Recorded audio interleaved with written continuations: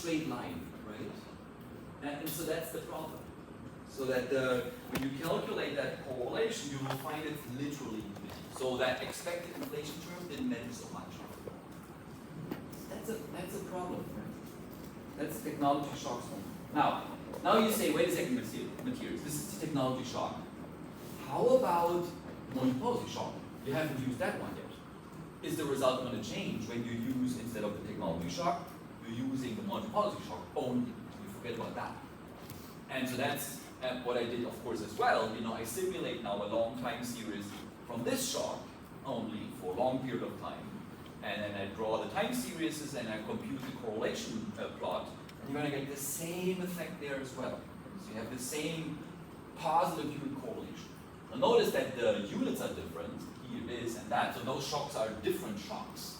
Right? Technology shocks affect the economy differently than Monty-Posey shocks. We see this on the axis. But in terms of the correlation, you're going to walk away again. Oh, unit correlation. It's a bad model. Right? At least these two shocks produce a counterfactual correlation related to the data. That's basically the point.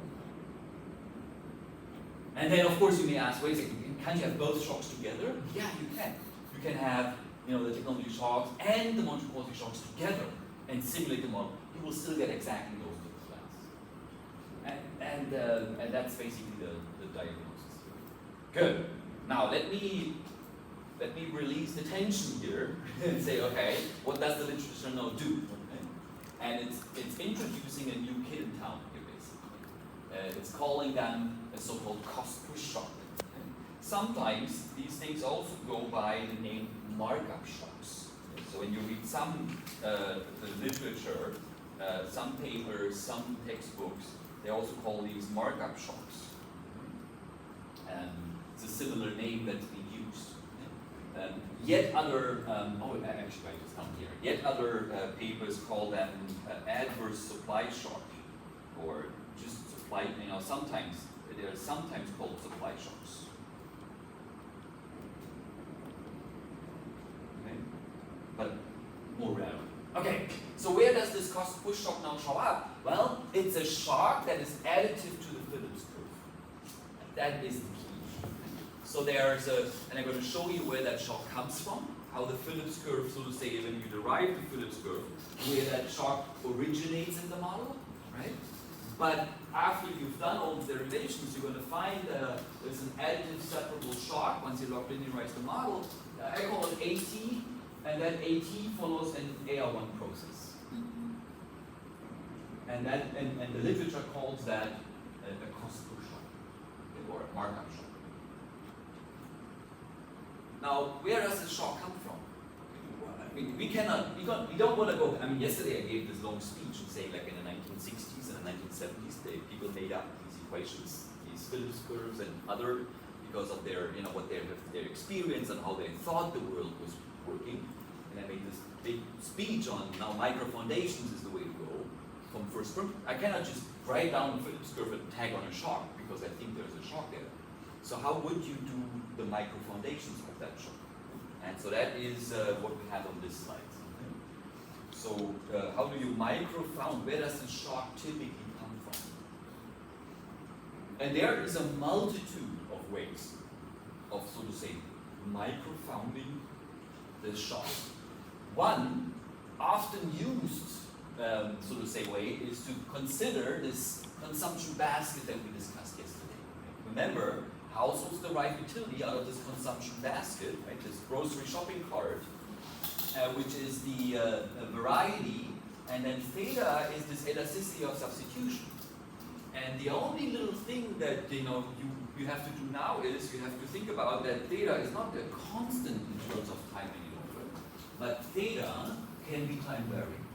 It's the only difference relative to what we have done so far.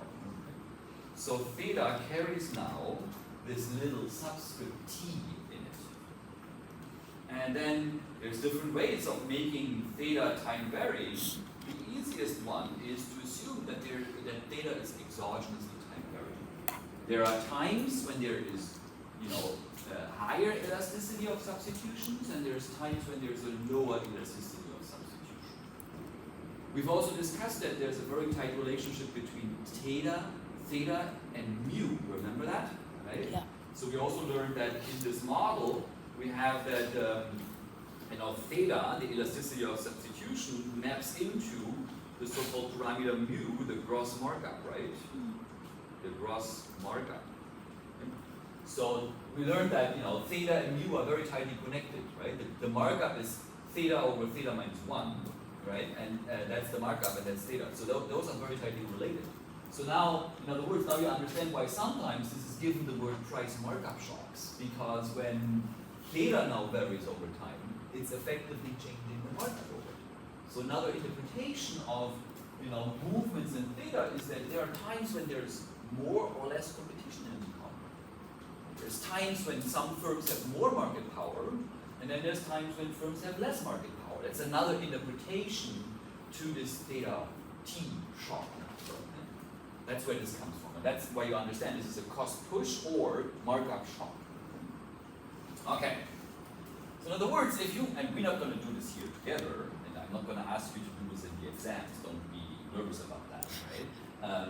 But the key idea is that when you take now this, and then you redo the entire derivations of the New Keynesian model, right? So you're working out the intra-temporal household decision. You're going to work out the demand for variety J. You're going to find that demand curve now has a time varying theta. Then you're going to use the Phillips curve derivations, and every time, right, everywhere you see, we go back here onto this kind of part of the model derivations, right? So the idea is you go and derive the intra-temporal household decision. This one, you're going to find there's now a superscript theta t in here. So the demand curve has now a time varying object in it. Then you go to derive your Phillips curve, right? When you write down the Phillips curve objective, namely the firm profit function, you're going to see that this theta is going to be time varying. And then when you derive the first order conditions, you're going to see that theta is going to be time varying. And then now you can already see, this thing is now time varying. When you log linearize the model, there's going to be an additional element in the Phillips curve. Because if you log linearize equation number 3, you're going to have theta subscript t here, theta subscript t here. So when you do the log linearization of that Phillips curve, what we did here, right? If you theta subscript t, then you're going to have one extra element in the Phillips curve here. There's going to be a parameter times theta t. Maybe you want to write this, but we just use a little different color, right? So with cost push shocks, you typically have something like a parameter iota, say, times theta t hat. That's what you typically get in this Phillips curve.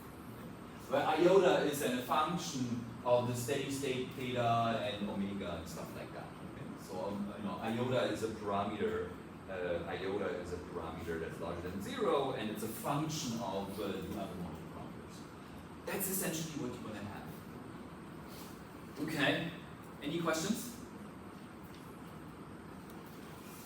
Good. So, in other words, this is what gives you, and that's what I mean here. The AT that we're working with here is then just going to be a function of theta hat. So, in other words, what you just scribbled down on the other slide is like iota of theta hat. That's what this is. Now, one important assumption that is often made is that this shock is regarded to be inefficient. In other words, this shock is not affecting potential output. So the assumption is that once you are in the flexible price world, this shock is not operative. So potential output remains only a function of technology shocks, not of the cost push shock. That's an assumption that you could of course debate, and you could examine what changes to be built from. All right. So that's one way of how to think about it. We would actually have that additional shock in the Phillips curve. Now, you may say, well, maybe the second materials. This is all maybe mathematically cute or elegant, and I understand, how this literature has derived this, and it's all fine, but do I really think about that variations in the elasticity of demand are like really first order importance? Or changes in competitiveness of the economy are of first order importance for inflation dynamics? you may have doubts about that. And there is debate in the literature exactly around that type of problem.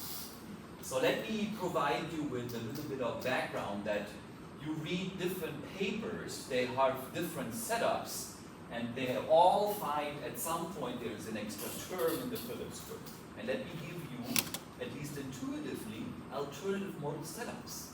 Once you set up the model differently, that will give you an additional term here in the Phillips curve. And that's what I have down here. So for instance, suppose you take our canonical New Keynesian model, and the only thing that you're going to change to that model is you're going to assume that there are distortionary income taxes in this model. So people, in their wage income, they have to pay a distortionary proportional income tax. Or firms, our firms, they have to pay a capital income tax. Right? So when you add that into the model and you redo all the derivations, the magic is you're going to get an additional term with the Phillips curve. So the income tax is going to show up as an extra term in the Phillips curve. So in other words, the idea of these, of the shock doesn't hinge on this is only a function of theta. If you write down a model with income taxes, you're going to get an additional term that this is going to be the variation in the income tax. Likewise, if you're writing down a model where, and I learned here in Vietnam, you have an 8% VAT tax. If you write down a model where there's VAT taxes on final goods, that VAT tax will show up as a term at the end of the Phillips curve. Likewise, if you say, look, our model of marginal cost, what is our model of marginal cost? Firms use labor to produce, and they have access to technology, right? So in our model, marginal cost in our model that we discussed so far, right? Marginal cost.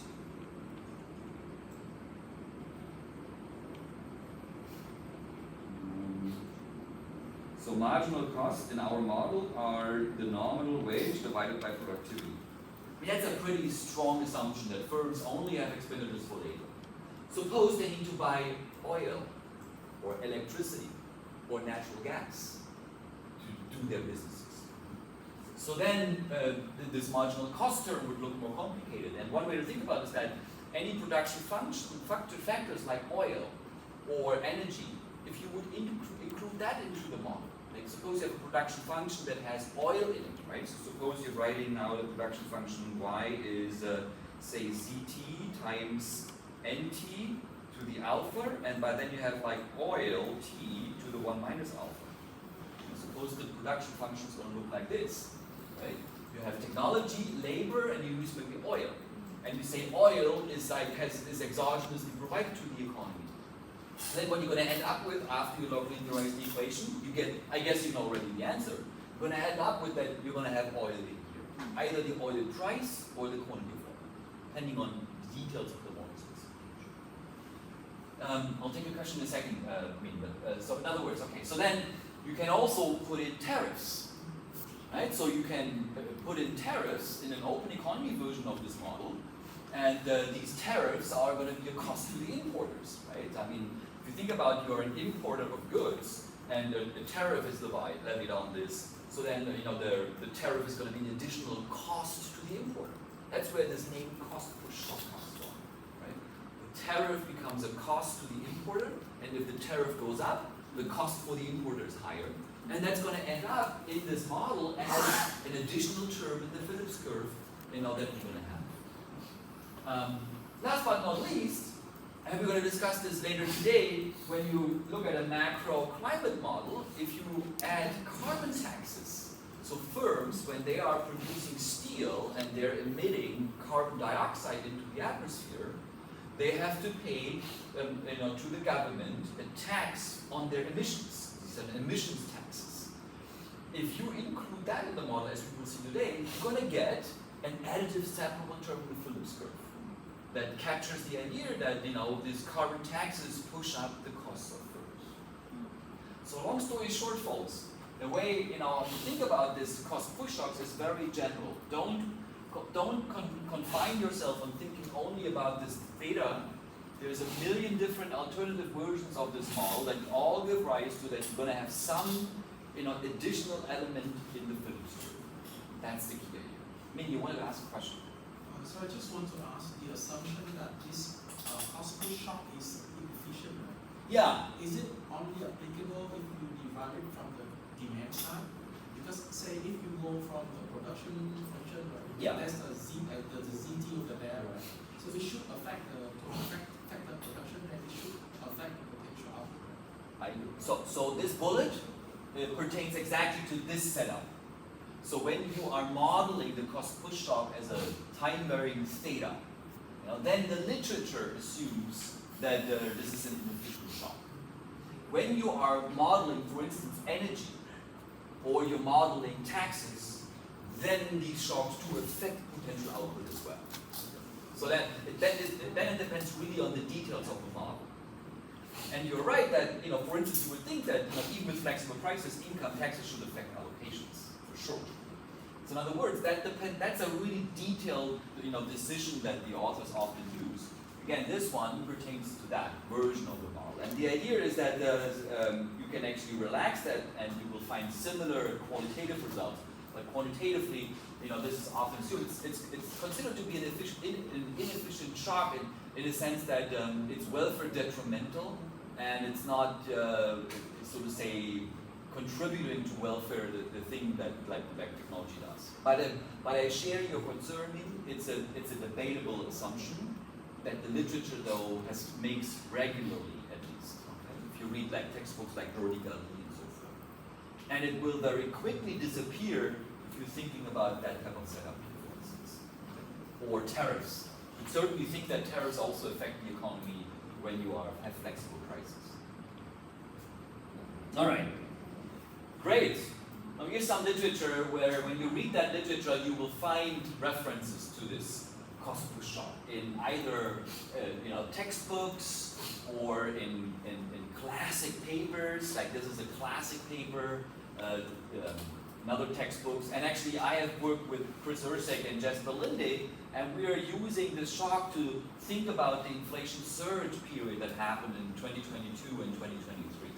So another way to think about what this A shock is, you can also think about this as capturing things like not only oil price and natural gas price hikes, but also supply side chain disruptions.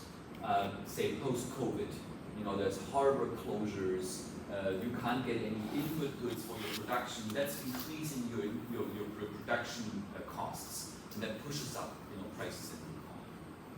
So long story short, it has a long tradition, that type of shock. So what do we do then with this shock? Well, this is now the full model, right? So this is our three equations with this one additional A shock in it.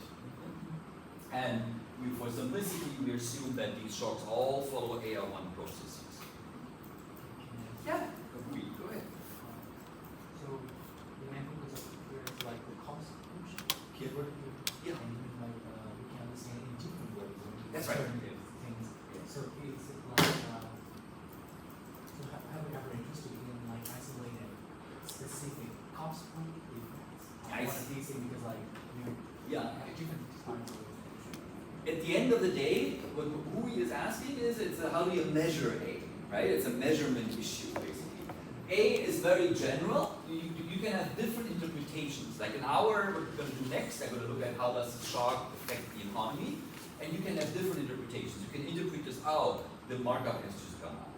Or, now the elasticity of substitution has just changed. Or, tariffs have gone up.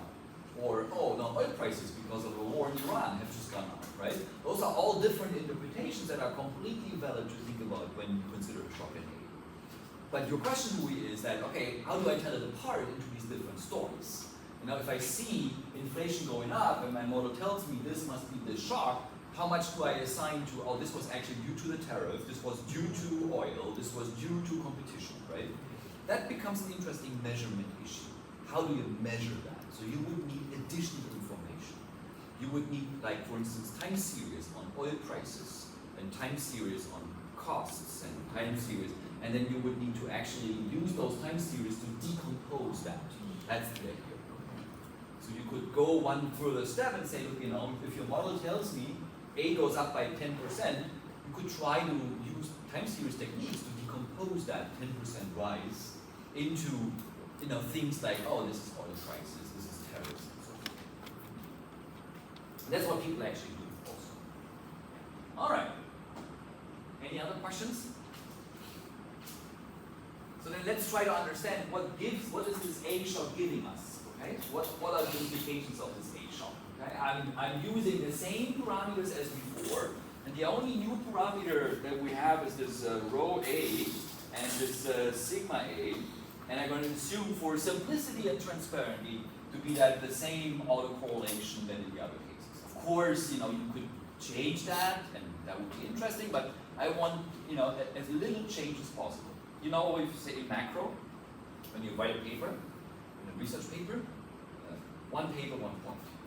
You make one point with one paper. You're not going to try to explain 55 different points in one paper. You're going to try to explain one point. And that often requires isolating what is the one change to the model that you're doing. Okay? And we're putting in this A shock, and if possible, we're trying to not change any parameters at the same time, because then you have a change in the structure of the model, there's a new shock, and different parameters. Oh, then you don't know where does the change come from. Is it because of the parameters you have changed, or is it because of the shock you have changed? So that's a typical, restriction often in our profession to do. Okay, and then we can solve the model. What I learned yesterday, that you guys are really tooled up on how to solve these models. We can use our beloved method of undetermined coefficients here to solve the model.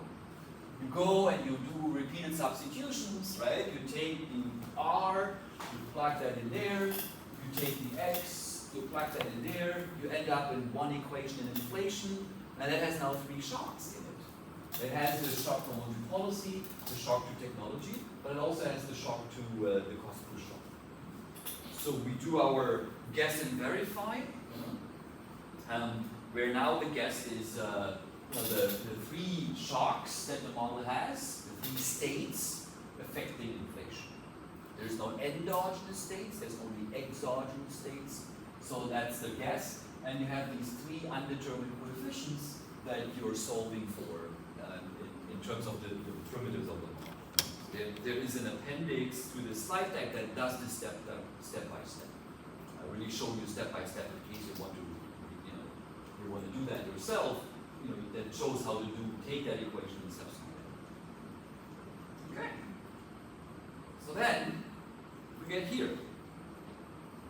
The way you do this often in macro is that we're interested in this correlation pattern, but before simulating this model for long periods of time, what's typically done is to first look at impulse responses.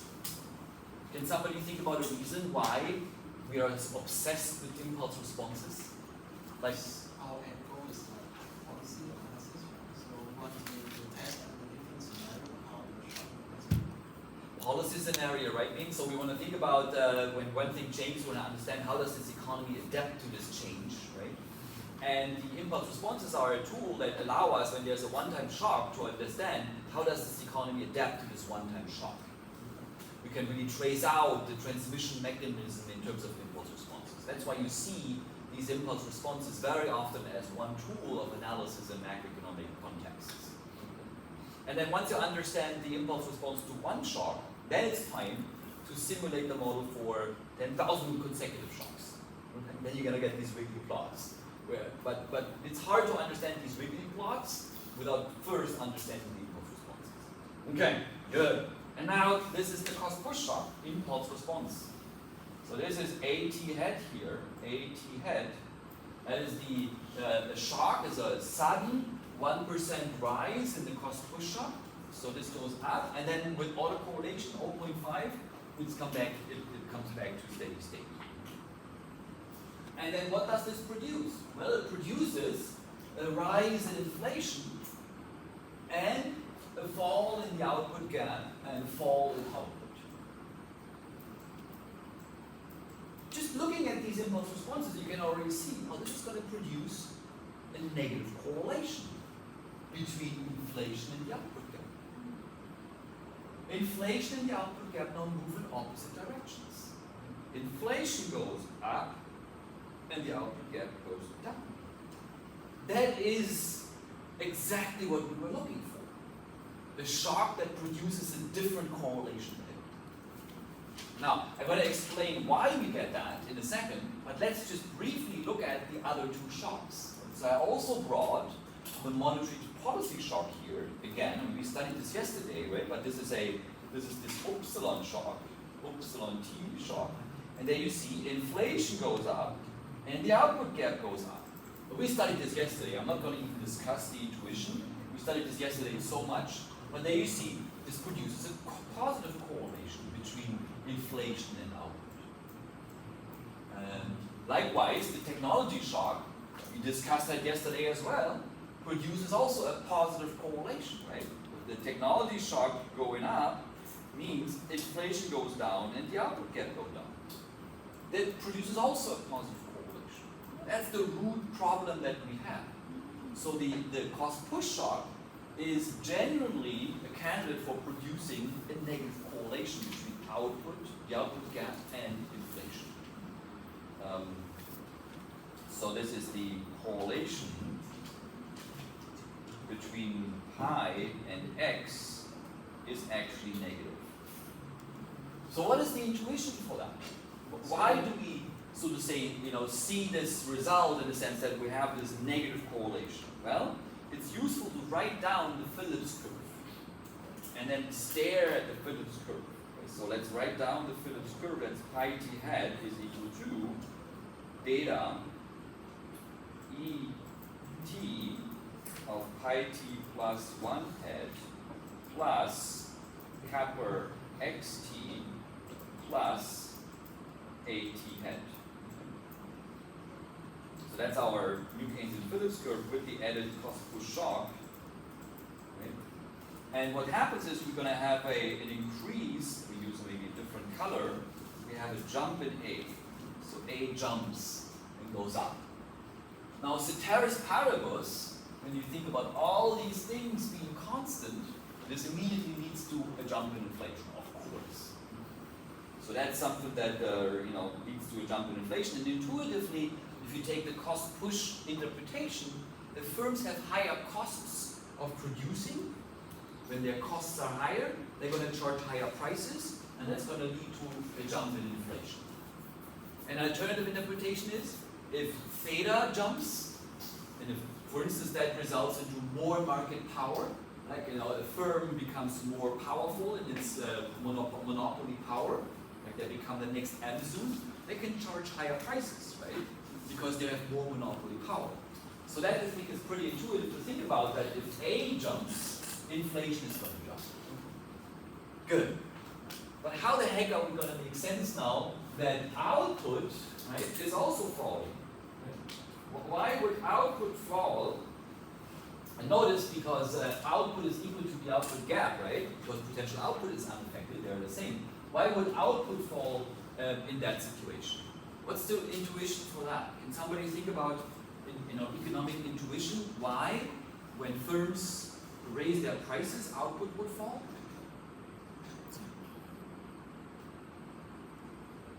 Why would output fall? Think about you guys going to the supermarket or to the market, and you see the sellers have just raised their prices. What are you going to do? Are you going to buy exactly as much as before? Are you going to buy more? Are you going to buy less? Yes. You're going to buy less, right? It's a price effect, right?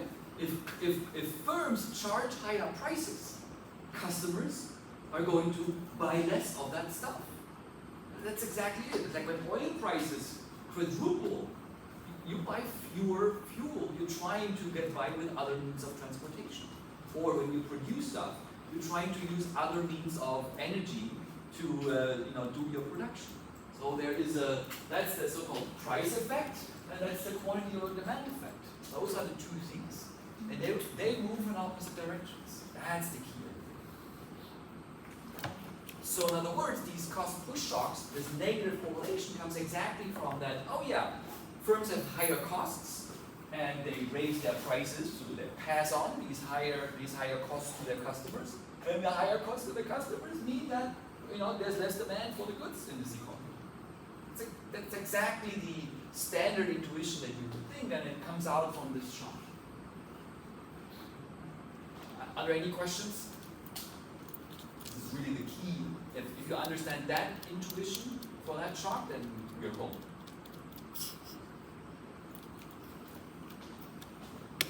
Excellent. So there's a candidate now that produces this negative correlation. So let's take a look and see how this goes. I'm not going to discuss this technology in cost and shocks only, but the next thing I'm going to do is I'm going to take now this model and I'm going to simulate this model only with cost push shocks. So I switch off the Monty-Pulsic shock, I switch off the technology shock, and I'm simulating this model now for a long simulation with these cost push shocks only. So this is AT head. So this is just a random realization of shocks to A, and it's plotting this for 150 quarters, but in fact in the background I did this for 10,000 periods. And then we are getting from the model, again, this artificial data for inflation and the output gap. So we're going to get that inflation output gap artificial data. And then again, if you have a sharp eye, if you have like a good eye and you can start seeing the effect. Okay? So let's take a look. When I look at these graphs, there's no way to interpret these little blips here. My eye is always glued on what are the extremes, because that's easier graphically to distinguish, right? So there you see there's a run-up in inflation here, and if you look at the output gap, it looks like, oh, there's a big drop in the output gap there. Right? So that's one way to think about that. So let me maybe annotate this, right? So when we have this increase in inflation there, it seems to, there's a chance at least that it coincides with a drop in the output gap. And then vice versa, when we have low inflation, right, it seems to coincide with the run-up in the output gap, at least from the extreme point perspective. All right, now then let's combine this and let's take this inflation and output gap data and put it in a scatter plot.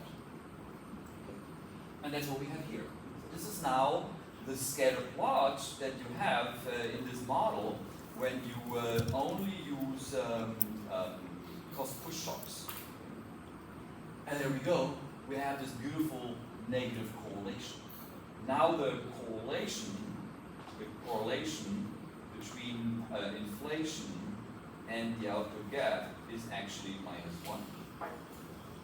It's 0.99. It's very small.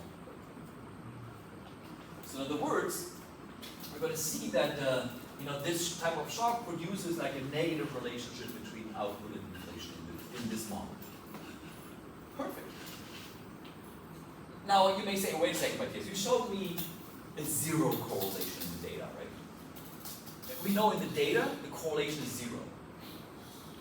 Now I introduced you to this cost push shock, and that produces like a -1 correlation. Because the 0 is like when the term is on. Thank you, Min, right? So, we wouldn't think that. So, what does this tell us? It tells us that this shock alone can't be the only shock in the economy. There must be other shocks as well. And that's exactly what Min has in mind now.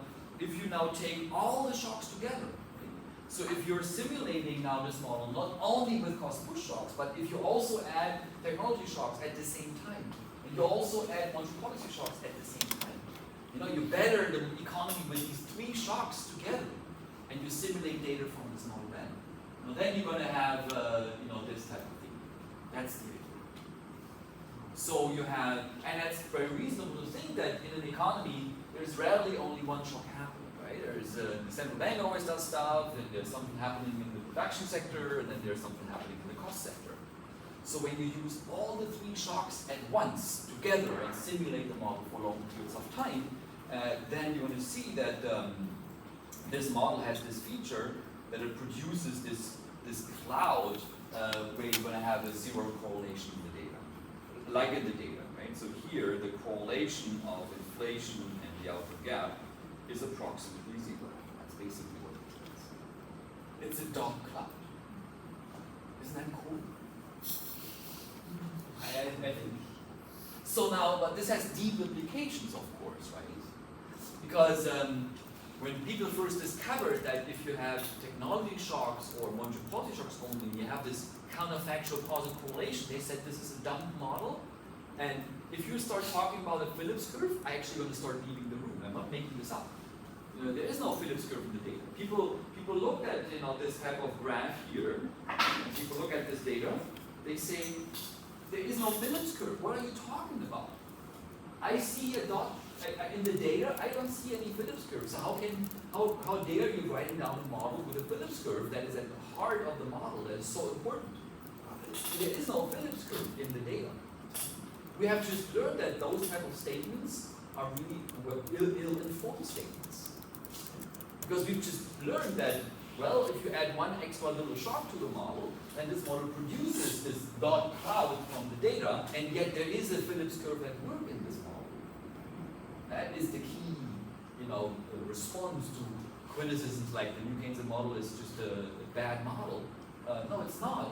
It's just the textbook 3 question model often forgets about that cost-push shock, that turns out to be an important shock in this analysis. So now again, you can make that point even more sharp by doing a decomposition of this cloud, okay, into its individual shocks. And that's the last picture of this slide deck. So here is taking apart that cloud. And what I did is this is the cloud, these are the dots of the previous picture. Okay? And then these lines are the implied lines if you switch off two shocks at a time. So the black star is let's only take the technology shocks, right? Let's only take the technology shocks, and then we know it's going to give us this positive correlation. Right? So that's what the technology shocks do. If you only use the technology shocks, you're going to get that that straight line. If you only use the Monge-Ponzi shocks, those are the blue diamonds, you're going to get that straight line with correlation 1. And then if you use the cost-push shocks, these are the red crosses, you're going to get that negative line. Okay? And if you use all the shocks together, then what's going to happen? You're going to get that dot cloud. And intuitively what happens, this is the Phillips curve. This is the Phillips curve. And these are shifts in the Phillips curve. In other words, what this A shock does is it shifts this Phillips curve up and down, adds to it. So when these shocks operate together, they're going to move, this Phillips curve up and down. Sorry, so it's been like this thing is time variant. So it's like we have different kind of. Yes, absolutely. So in other words, right, the standard 2 shocks, what the monetary policy and the technology shock is doing is, when these shocks hit, you only have movements along the Phillips curve. So let's write this down. So this is the Phillips curve. This is the New Keynesian Phillips curve.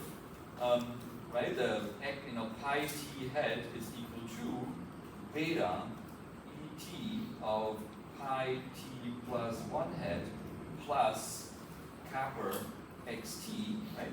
So that's movements along the Phillips curve. This line is all the combinations of pi and x, which is counterfactual. And then what you need is, what this A shock does, it's shifting this Phillips curve, it's shifters along those Phillips curve, producing these dots. So the additional element we need to, of course, pencil in is that you have plus in red AT head. That's the key, right?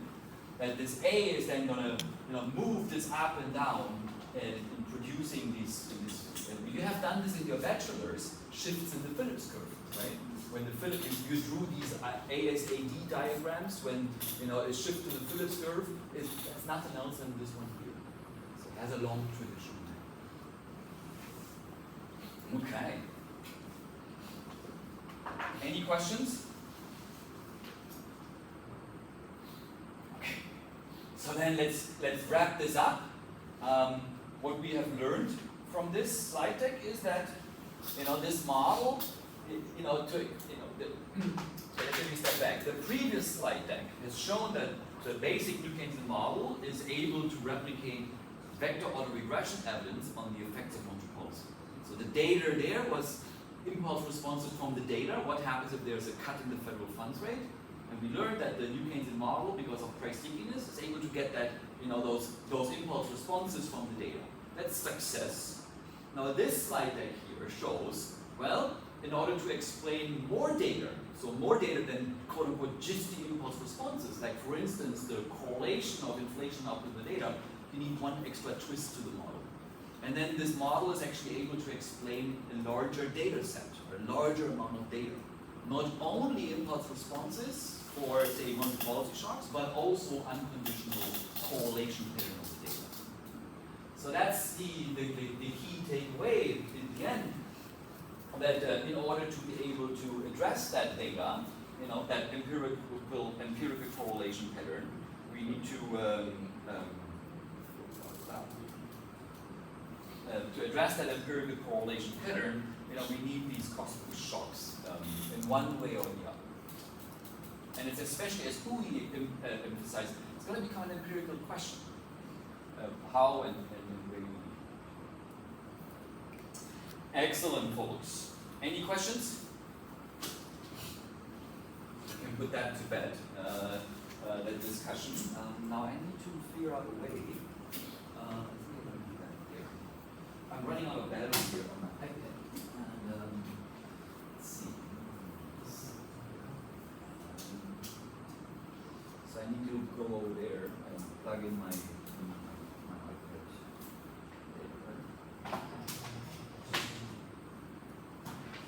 And then we're going to start a new topic.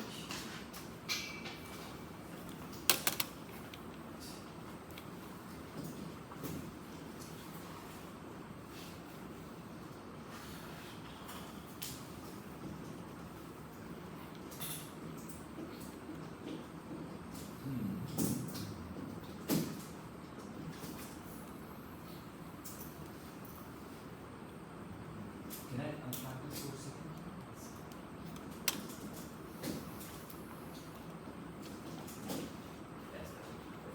All right, good. Let's move to the next topic. Okay, so let's move to the next slide deck. Let's see. You have that, right? So let me go to the next slide deck. And so the slide deck is called Leg 04, macroclimate. Do you have that slide deck available? Yeah. Okay. So let's move into that. So this is the first big extension of the model that we've studied in this course so far.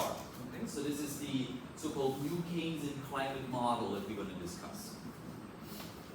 Now we're going to do that until the end of this week, and we will see whether we may need half of Monday morning next week as well. We'll see how much progress we will be making. So what's the idea behind this paper? Well, I told you at the very beginning of our course that we're aspiring to get to the research frontier, to understand in monetary macroeconomics what is the profession currently debating at the research frontier in terms of monetary macroeconomics. Okay? And that means thinking about what are leading papers, leading frameworks that the profession has identified as an important contribution to the field. And there's of course a very widespread amount of papers, and I picked two for this class. One is the macroclimate and the monetary fiscal interactions. In terms of this macroclimate, there is a lot of the contributions, and I've singled out one paper that we're going to treat as a template to understand how do authors think and develop cutting-edge research. How do they present it when they go to conferences, when they expose their work to discussions in the community, and how do they work quantitatively, and what are the key takeaways from their work. So that's, so to say, the target that we want. I want you to bring into your position that you're able to read cutting-edge papers, to understand them, what's going on in the background, how to interpret them, how to be possibly be able to carry out the analysis the authors do, and then most importantly, draw conclusions from what that work tells you. You may end up in a job where you're not going to do cutting-edge research. I hope everybody is going to do cutting-edge research. I love that idea, but to be realistic, you may look for jobs in industry, in financial institutions, or in research. So it's going to be a very diverse, so to say, type of jobs you're having. Regardless, you need to be able to read cutting edge, research and draw the right conclusions from it.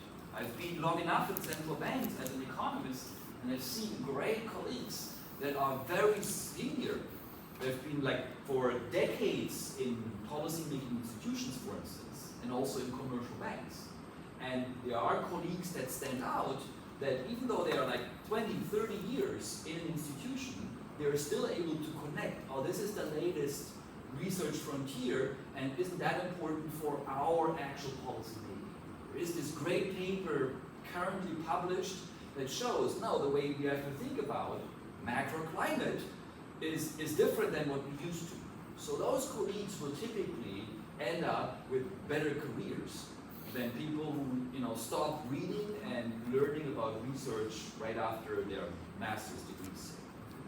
So I want you to bring you in the position, even though you may not do this research yourself, to be able to understand these papers and how to draw the right conclusions of what these papers tell you to better inform your business or your policy-making decisions. That's the bottom line. Now, by that token, then I thought, when designing this course, how to do this. And one is, of course, I could have scribbled up, the slides in my own, words, in my own language, in my own notation and everything, just as we did it on the previous slide deck.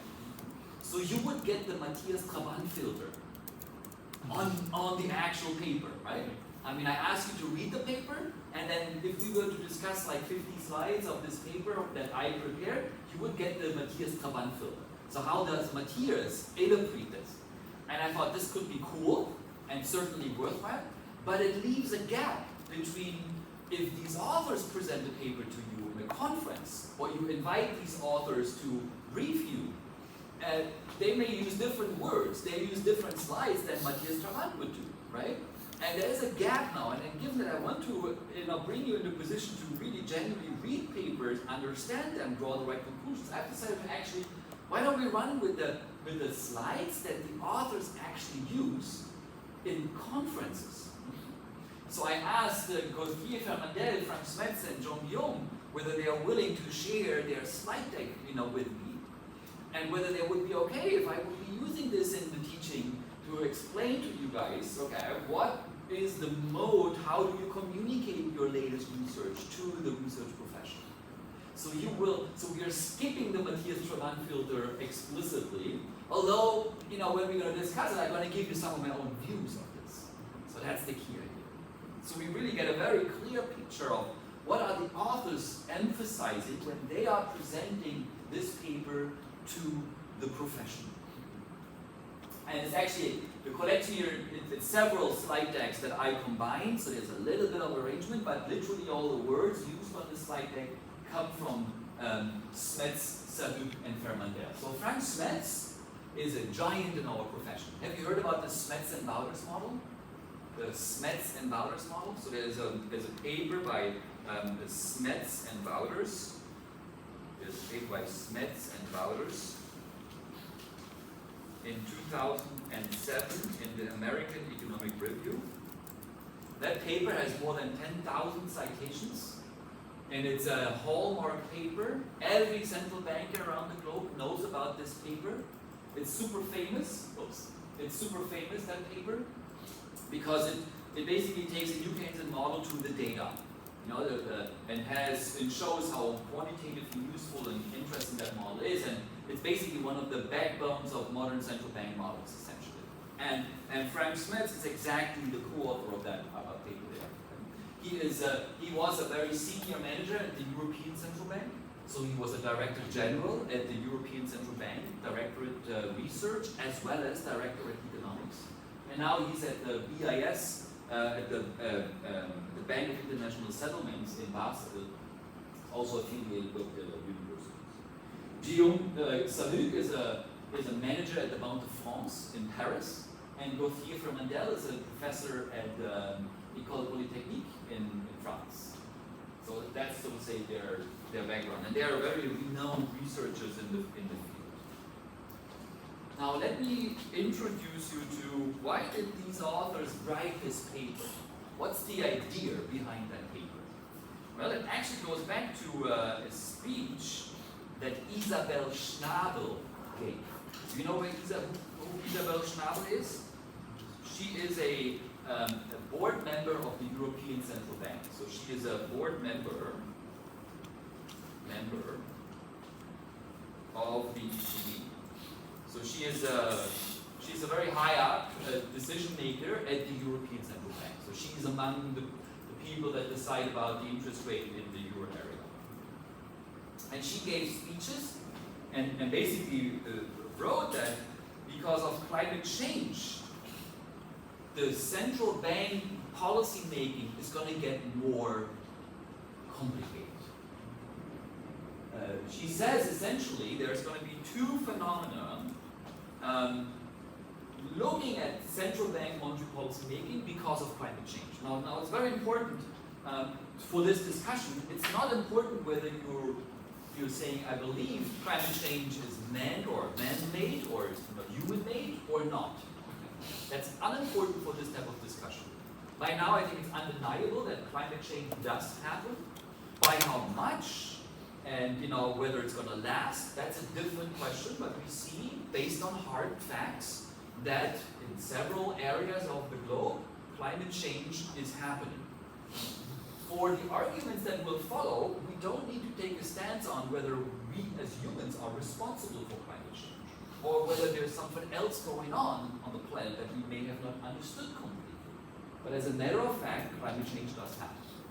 We also know as a matter of fact that some areas will benefit from climate change, and others will be affected in an adverse way on climate change. If you think about the northern hemisphere, for instance, they will most likely benefit. Countries like Norway and Sweden, maybe Greenland, they will benefit from it. But other countries, maybe also more around the equator, in the southern hemisphere, they will be detrimentally affected by rising sea levels and so forth. So regardless of that discussion of is it human-made and who is going to benefit or not, Isabel Schnabel and her colleagues have isolated this climate change will make monetary policy making more complicated. What are the two big things that central bankers are pondering about when it comes to thinking of what are the effects of climate change for monetary policy? And the two buzzwords are climate inflation and greenflation. So the two buzzwords that the central bankers have identified is that, well, climate change leads to climateflation. And then policy making is going to lead to what's called greenflation. Those are going to be the two things that will affect monetary policy making. Let me explain what they mean by that. What is climateflation? Well, climate change, like think about a warming planet, right? It's going to lead to that resources will become scarcer and prices will go higher, will go up. So think about, just agriculture. In countries that rely heavily on agriculture, more recurrent droughts, more recurrent floods, windstorms, and so forth. If they happen more often, they will destroy more agricultural products. Right? There will be less output from the agricultural sector because of climate change, for instance. Or if you have heat waves, there will be more recurrent destructions of crops and so forth. In other words, resources will become scarcer as an outcome, as an effect of climate change. If it's more hot, you can't grow as many stuff as you used to before. Well, if something, I think we know, if we know anything in economics, if something gets scarcer, the associated price will increase. If rice becomes scarcer than it is today, well, then the price of rice will go up. Or if you have recurrent droughts, and there's no water to water plants, then the price of water will increase so that you can actually water your plants. And this applies to many other things, like electricity. If the planet is warming, we need more air conditioning. We need more electricity. Well, to power the air conditioning, that's going to increase the price, of that input good. And that's the idea, right? When prices go up, inflation is going to go up.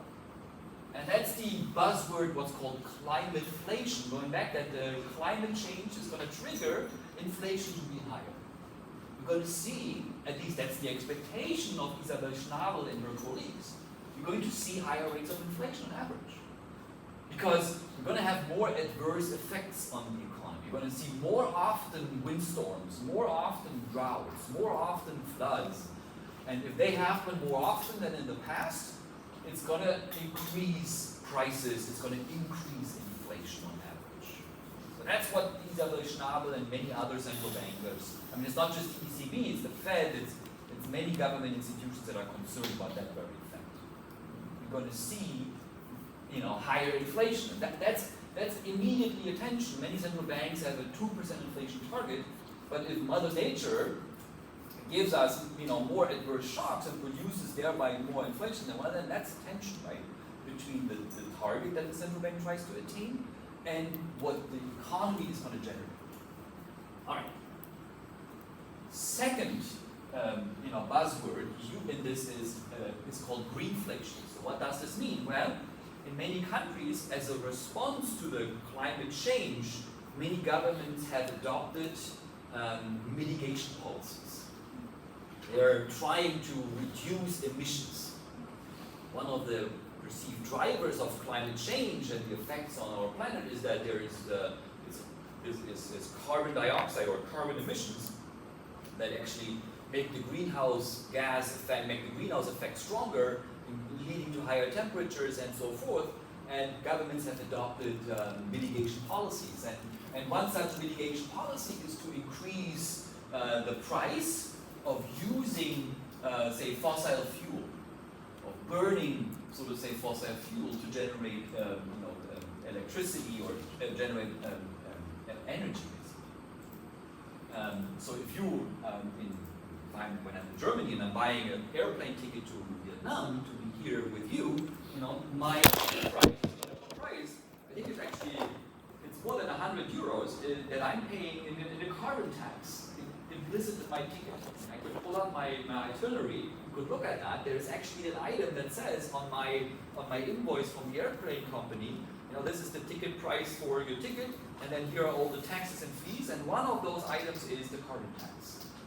Because my airplane is going to emit this amount of carbon dioxide, and then there is a tax of $50, 50 euros per carbon dioxide ton that I have to pay. So I'm paying on a daily basis for emissions. When I'm riding my car, fueling gasoline into my car, I'm paying carbon taxes. So it's already become a standard thing, and there is a path that carbon taxes are going to go up over time, more so than what they already have gone up in the past. Now, you think about a business like, when you go on Air Vietnam, or like the air carrier I use that pays the carbon tax, well, that will increase production costs, right? It will become more costly for firms to produce energy, electricity, any output good, steel, cars, anything where you need to burn fossil fuels or use fossil energy, you're going to have higher production costs. Now, what we've learned in the first 2 days here is that costs are important for firms' pricing decisions. And what happens to prices if firms' costs go up? When firms' costs go up because of higher taxes, what's going to happen to prices? Prices are going to go up as well. And so in other words, that's another driver of inflation going. So that's what's called greenflation. These are efforts to mitigate the climate change. This could either be carbon taxes, but this could also be investment in green technologies.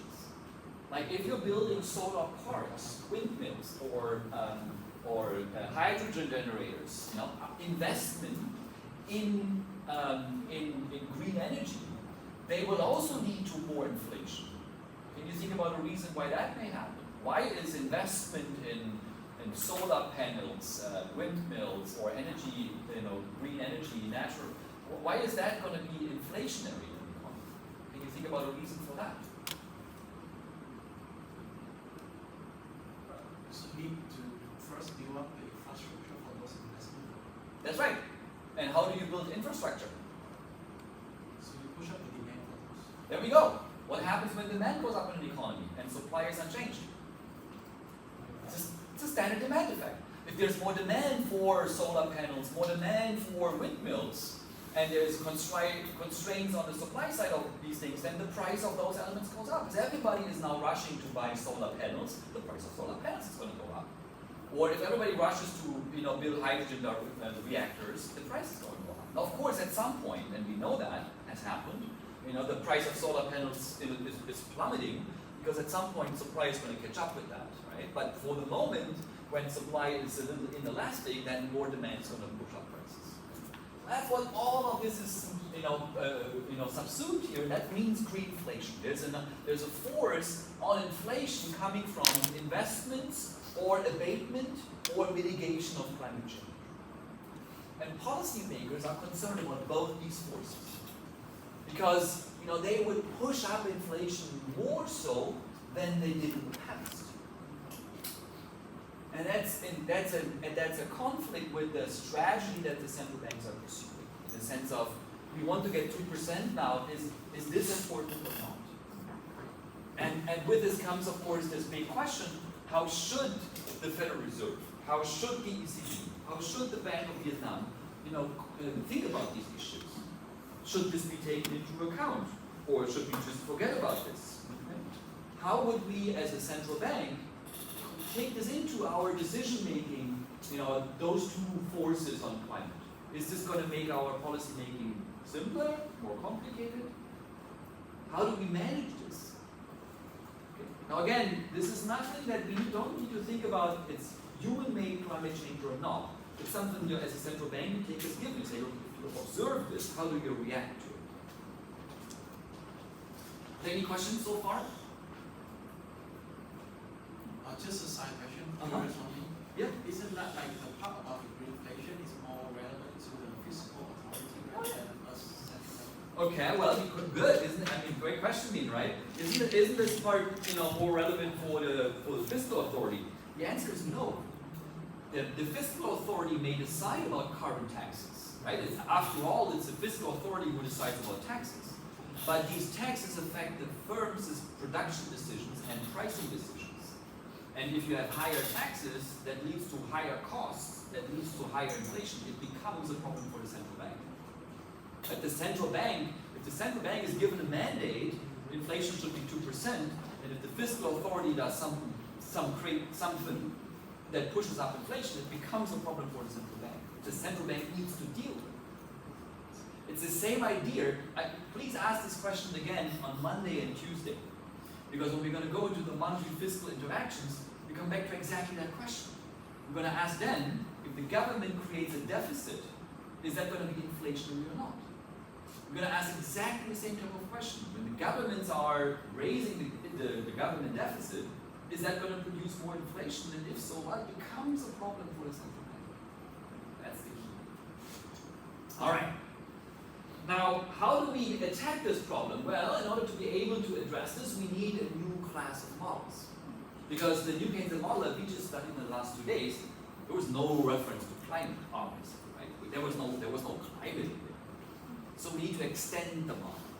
We need to somehow find a framework that allows us to think about climate change and its effects. And also we need to think about mitigation, right?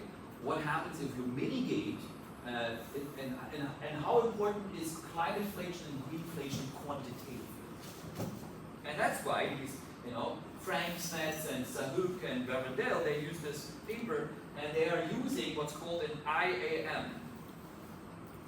Okay, they are basically combining or they're marrying the new Keynesian model we studied so far with the so-called IAM. What does IAM stand for? It's the Integrated Assessment Models. It's a class of models used in the climate literature. So when you read climate analysis by physicists, but also by economists, there is a very famous Nobel laureate, Nordhaus, who has gotten the Nobel Prize.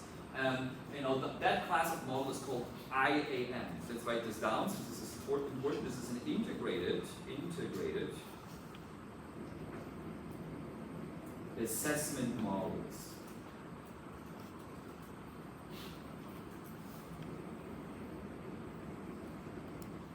It's a buzzword.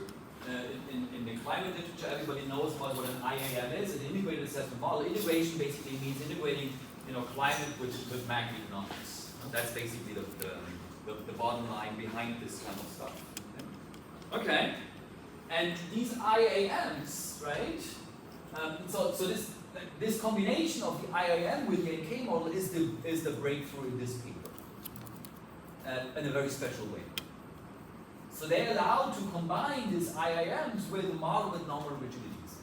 Because when you want to study monetary policy, we need nominal rigidities. Think about the New Keynesian model we studied yesterday and the day before yesterday. You learned price stickiness is important for monetary policy to have real effects, right?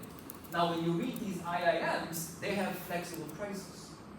These IAMs, the integrated assessment models, they always have flexible prices, or rarely have sticky prices. And so the authors here combine these IAMs with the New Keynesian framework.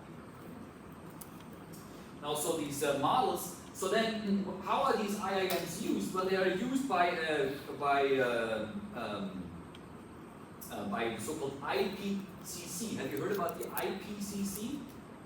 Okay, the IPCC is the abbreviation for the Intergovernmental Panel on Climate Change. So it's a supranational institution that thinks about what are the effects of climate change on societies. And they're using models to estimate how does climate change affect our world, our globe. So let's write this down. IPCC is the Intergovernmental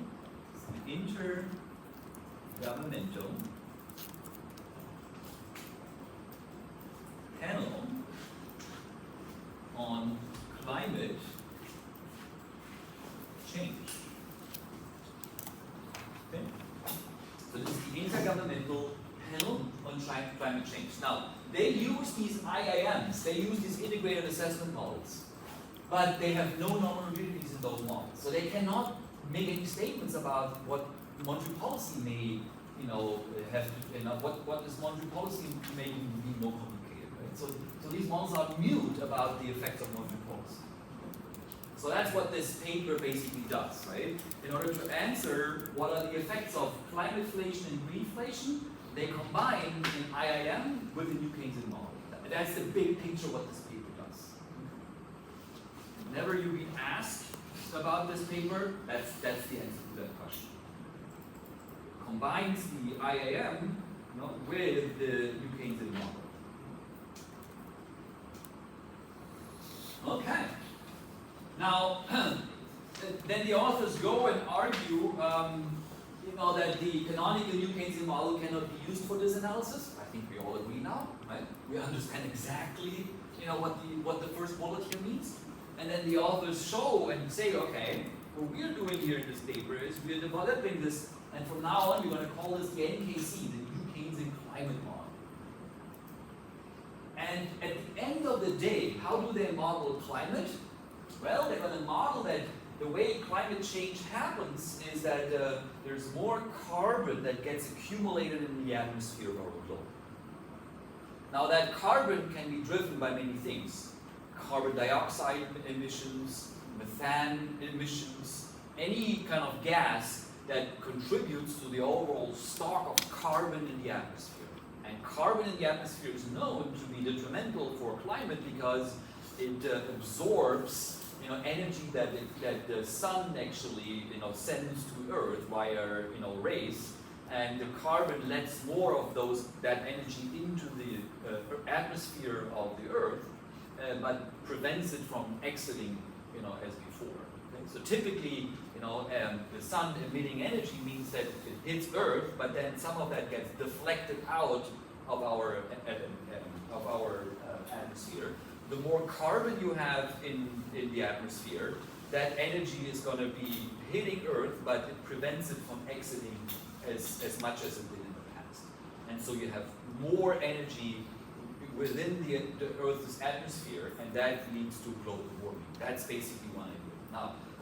Now, this carbon in the atmosphere is important, and so the way the authors then model is they add a so-called carbon accumulation constraint to the model. So as we will see, there is a constraint that in this economy that that basically keeps track that there is emissions, and these emissions accumulate over time. And they have adverse effects on production. So the more carbon there is, intuitively, the less productive this economy is going to get.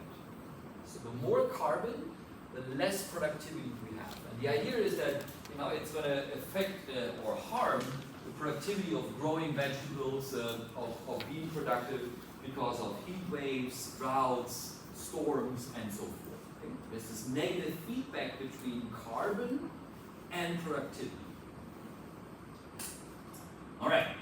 So then they study this and they look at what are the allocations and also what are the mitigation policies there. But that's where the paper doesn't stop. This in itself is interesting, but frankly, it was done in different ways in other papers, but this is not at all where the paper stops. The paper then goes and actually estimates that model. Now we are going to try to understand what they're doing here. Okay? Estimation, what does this mean? Estimation is basically another way of saying, look, if we go back to our previous slide deck, right? When we were solving our New Keynesian model, right? We always have, we're trying to solve and simulate this model. We will always try, using parameters.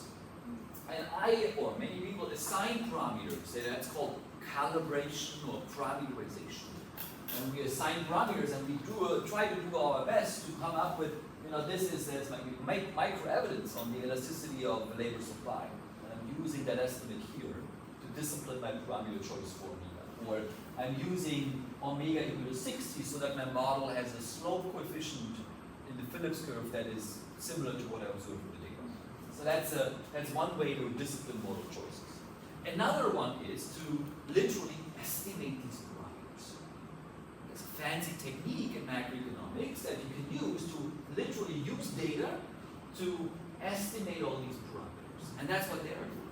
So in this paper, and that's complicated, non-standard, they are actually estimating these model parameters. And that's a non-trivial step. And it's really cool. Importantly, they are not linearizing the model. They're working with a full nonlinear model. We'll learn more about that. And then third, and that's the interesting part, then they provide projections. They are providing projections for the next 80 or 70 years.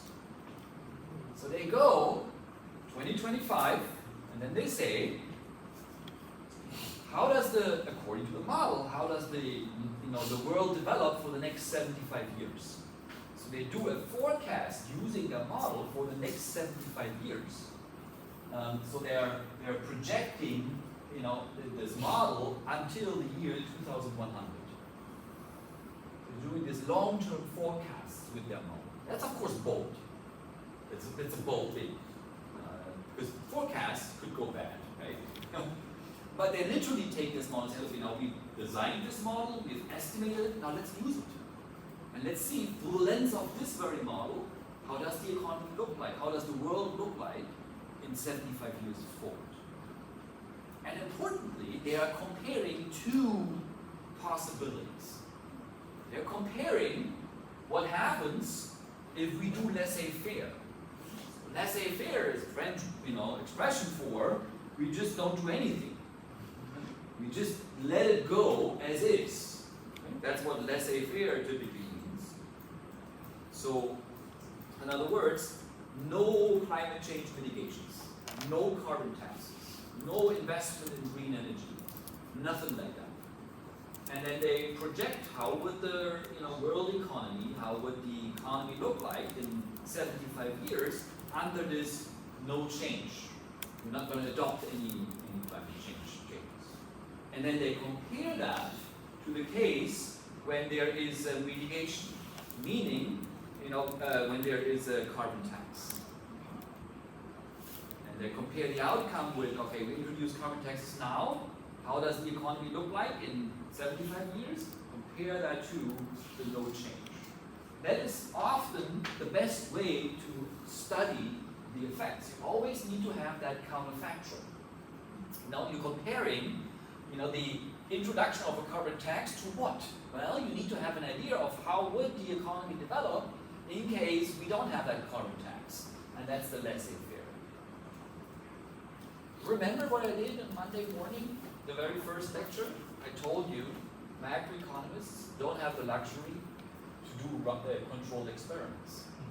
Like we cannot, like in medicine, they can develop drugs to cure diseases, and you can give drugs to half a classroom and a placebo to the other half, and then you compare outcomes. That's such a luxury, right? I envy these disciplines. I envy them really. In macro, we just cannot do that. I used the idea on Monday that we just cannot divide a country into two parts and subject one part to mitigation policies and the other part to non-mitigation policies. It just doesn't work, right? For obvious reasons, ethical reasons, practical reasons, and so forth. So in this context, we just cannot do that. We just can't have a carbon tax on half the classroom and a carbon tax on one half. It doesn't work. It's literally stupid to think about this way. No? Pardon my explicit language here. Okay, so what do macroeconomists do? Well, our labs are the model. We use models as our laboratory. But then to use the model cleverly, we need to really think hard, what is the counterfactual experiment? I put in a carbon tax. What is the counterfactual I have to compare those allocations to? I cannot compare those allocations to something. I need to, and the thing that one often does is say, okay, I do nothing. How does the economy evolve? And I compare that to the economy with climate change, with the carbon taxes. All right, and that's going to be the last bullet. Then we're going to go on a break. Then what they do is they do this. You could make this infinitely complicated, and we could be spending a full semester, weeks of studying very complicated models. But the beauty of this paper, and that's the reason why I've selected this paper for us, is that it's very tractable. You're going to work with 3 equations after all. That's almost too good to be true, I know. But it's so rich in implications. These 3 equations are teaching us exactly, what are the elements that are important. Now, these 3 equations are going to be more and more complicated, much more complicated than the 3 equations we've been working with so far. So there's going to be a lot of things to learn and understand. But it still is tractable. You can really see how things are working and so forth. Okay? And if you feel like you want to write a master thesis on Anne, I think Anne's not here today, but Anne was thinking about writing a master thesis with Alexander Meyer-Bode on possibly climate change.